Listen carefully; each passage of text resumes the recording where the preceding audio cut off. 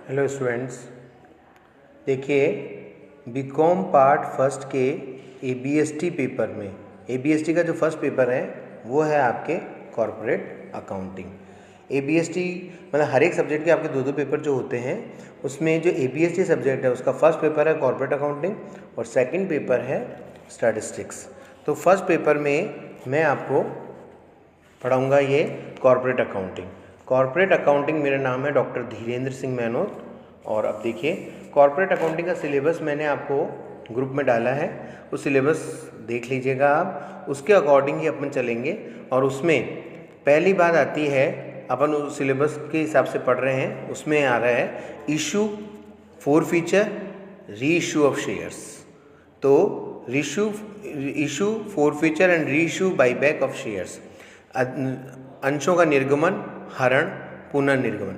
वैसे तो आपने 12th स्टैंडर्ड में ये चैप्टर आया है जिसमें आता है अंशों का निर्गमन, हरण, पुनर्निर्गमन, आपने पढ़ा है, पर आपके वापस फर्स्ट ईयर में एक तरीके से रिपीटेशन है, तो इसको अच्छे से समझ लीजिए। जैसे इसमें लिखा है आपके कि सबसे पहले पढ़ रहे हैं अपन ये, in the case of company the capital is contributed by the public. By the issue of shares, a company collect capital. Capital is divided in units of a fixed amount that is called nominal or face value of the share. The person who purchased such shares called shareholders. Under Companies Act 1956, a public company can issue only two classes of shares, preference shares and equity shares. देखिए बात ये आती है कि company जब स्थापित होती है तो अपनी पूंजी को कलेक्ट करने के लिए उसके पास दो साधन होते हैं, एक तो शेयर्स और एक डिबेंचर्स। तो शेयर्स, जो शेयर खरीदता है वो शेयर होल्डर्स कहलाता है, अंशधारी कहलाता है, और जो डिबेंचर खरीदता है वो डिबेंचर होल्डर्स या ऋणपत्रधारी कहलाता है। तो इसमें आपके जो शेयर खरीदता है वो अंशधारी है, वो कंपनी का मालिक होता है। तो एक तरीके से यहाँ पर अपन बात सिर्फ शेयर्स के बारे में अभी पढ़ रहे हैं अपन। तो शेयर्स के लिए अपनी बहुत बड़ी पूंजी का कंपनी छोटे छोटे टुकड़ों में उसको बांट देती है, उसको उसका नॉमिनल वैल्यू या फेस वैल्यू कहते हैं। जैसे 10 रुपये का एक शेयर, 100 रुपये का एक शेयर, 500 रुपये का एक शेयर, इस तरह। जैसे इसमें लिखा है कि दैट इज़ कॉल्ड नॉमिनल और फेस वैल्यू ऑफ शेयर्स। तो इस प्रकार एक बड़ी पूंजी का छोटा टुकड़ा वो शेयर कहलाता है। तो इस प्रकार ये कंपनी अपने अंश पूंजी को इकट्ठा करने के लिए शेयर्स जारी करती है। दो प्रकार के शेयर्स होते हैं, प्रेफरेंस शेयर्स और इक्विटी शेयर्स। तो प्रेफरेंस और इक्विटी शेयर्स में अपन पहले पढ़ रहे हैं प्रेफरेंस शेयर्स। प्रेफरेंस शेयर्स में the share which keeps preferential right in the payment of dividend and capital called preference shares. जो पूर्वाधिकार रखते हैं, किसमें, इनका हिंदी में क्या बोलते हैं इसको, प्रेफरेंस शेयर्स को पूर्वाधिकार अंश। जो पूर्वाधिकार रखते हैं किसमें, लाभों में और पूंजी में, दोनों में। जब कंपनी लाभ बांटेगी तो पहले पूर्वाधिकार अंशधारियों को देगी और फिर बाद में बचा हुआ जो लाभ होगा वो सामान्य अंशधारियों में या इक्विटी अंशों में बटेगा। उसी तरह जब कंपनी समाप्त होगी तो जब कैपिटल बटने लगेगी तो पहले अधिमान अंशों में बांटी जाएगी, अधिमान अंशों को कैपिटल चुकाई जाएगी, उसके बाद उनको चुकाई जाएगी समता अंशों को। तो जिनको दोनों में प्री राइट है उनको बोलते हैं प्रेफरेंस शेयर्स। अब कह रहे हैं सच शेयर्स में be of the following types, बहुत सारे प्रकार के हो सकते हैं, जिसमें नंबर 1 आता है cumulative preference share. Cumulative preference shares को हिंदी में बोलते हैं संचयी पूर्वाधिकार अंश। The dividend on such shares will get accumulated if in any year company does not pay dividend due to loss और any reason, the dividend for the year goes on accumulating.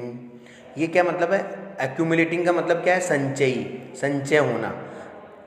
संचयी पूर्वाधिकार अंशों का मतलब ये है कि जिनके लाभों का संचय होता है। अगर किसी वर्ष लाभ नहीं हुए हैं तो उस वर्ष कंपनी जब लाभ नहीं बांट पाती है तो उसके लाभों को संचय कर लेती है। जब भी कंपनी को आगे लाभ होगा तो उस पुराने लाभ का भी पेमेंट कंपनी करेगी, वो कहलाते हैं संचयी पूर्वाधिकार अंश। नंबर 2 होते हैं non cumulative preference shares. Non cumulative preference share जो जिनका कि संचय नहीं हो सकता लाभों का। इसका मतलब ये है कि अगर कंपनी को लाभ होंगे जिस वर्ष तो वो बांटेगी, नहीं लाभ होंगे तो नहीं बांटेगी। The shares in which the arrears of dividend don't accumulate if dividend is not declare in any year then it lapses. वो समाप्त हो जाएगा। अगर जिस साल लाभ नहीं हुआ है तो उस साल का लाभ नहीं मिलेगा, संचय नहीं होगा मतलब कुल मिलाकर। फिर होता है participating preference shares. Participating preference shares का मतलब होता है अवशिष्ट भागी पूर्वाधिकार अंश। अवशिष्ट भागी पूर्वाधिकार अंश का मतलब क्या होता है कि एक निश्चित प्रतिशत, पूर्वाधिकार अंशों के हमेशा एक निश्चित प्रतिशत लिखी हुई होती है। एक निश्चित प्रतिशत लाभ की मिलने के बाद अगर कंपनी को बहुत ज़्यादा लाभ हो जाता है तो इक्विटी अंशों को बांटने के बाद भी अगर कोई लाभ बच जाता है तो अगर उन्हें और मिलने के चांसेस हों पूर्वाधिकार अंशों को एक निश्चित प्रतिशत के अलावा, तो उनको बोलते हैं अवशिष्ट भागी पूर्वाधिकार अंश, जिनको बोलते हैं पार्टिसिपेटिंग पूर्वाधिकार अंश। पार्टिसिपेटिंग जिसमें पढ़ रहे हैं आप, देखो पार्टिसिपेटिंग में देखिए the shares which has the right of addition dividend after paying equity and preference dividend at specific rate. अब आता है बाद में आपके ये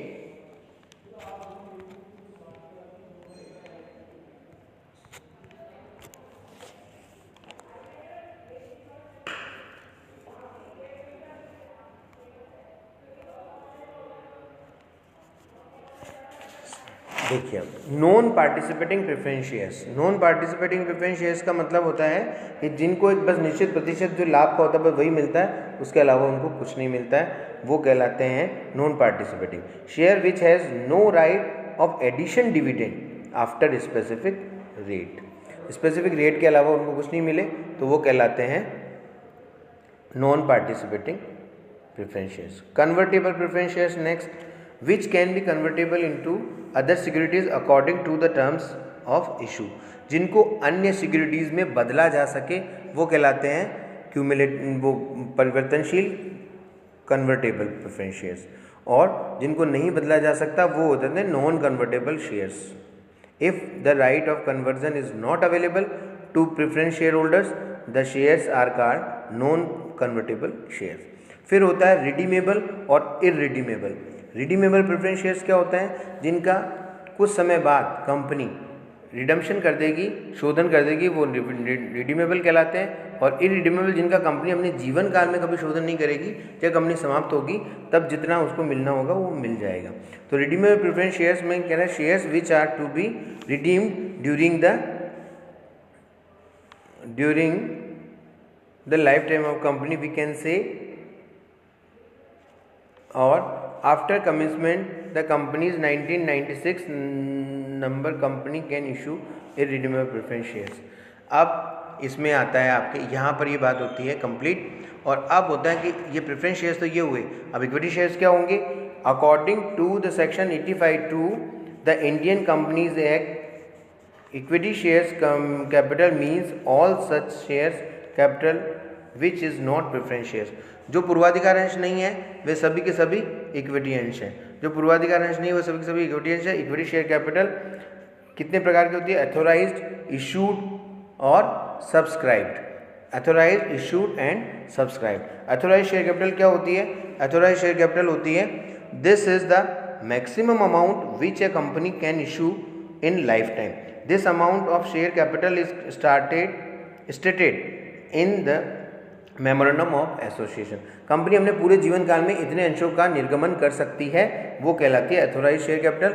जितने अंशों का कंपनी ने निर्गमन किया, अथोराइज्ड शेयर का वो पार्ट जिसका कि जनता में निर्गमन कर दिया वो इशूड, और सब्सक्राइब जितना जनता ने मांग लिया वो सब्सक्राइब प्रेफरेंस शेयर्स। तो यहाँ पर आज का टॉपिक यहीं ख़त्म करते हैं, नेक्स्ट टॉपिक में बात करेंगे। Thank you.